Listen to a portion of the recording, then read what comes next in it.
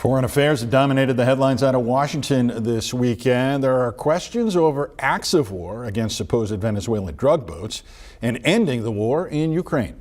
Torian Small reports on the American contingent headed to meet face-to-face with Russian President Vladimir Putin in Moscow tomorrow. The Trump administration continues to step up U.S. military presence in the Caribbean, moving the USS Gerald Ford, the world's largest aircraft carrier, to St. Thomas. This comes as one of the 21 drug boat strikes on suspected narco-terrorists is now under scrutiny. The Washington Post reported Secretary Hegseth gave a verbal order to kill everybody on board. When two survived, the Special Operations Commander overseeing the attack ordered a second strike to comply with Hegseth's instructions, and the two other men were blown apart in the water. Hegseth has denied he gave any such order. Pete said he did not order the death of those two men. Lawmakers in both parties have vowed to investigate.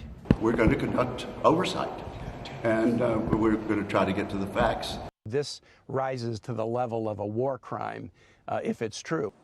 Meanwhile, in Europe, the U.S. remains intent on bringing the war between Russia and Ukraine to an end. Secretary of State Marco Rubio met with Ukrainian negotiators in Florida over the weekend. And on Tuesday, a U.S. delegation is set to conduct meetings in Moscow.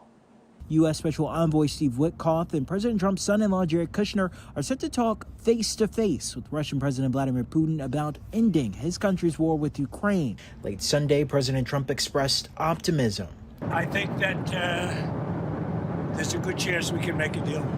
European leaders expressed concern on Monday that Ukraine could be pressured into making an unfavorable deal that would set the stage for future invasions. Torian Small, CBS News, the White House.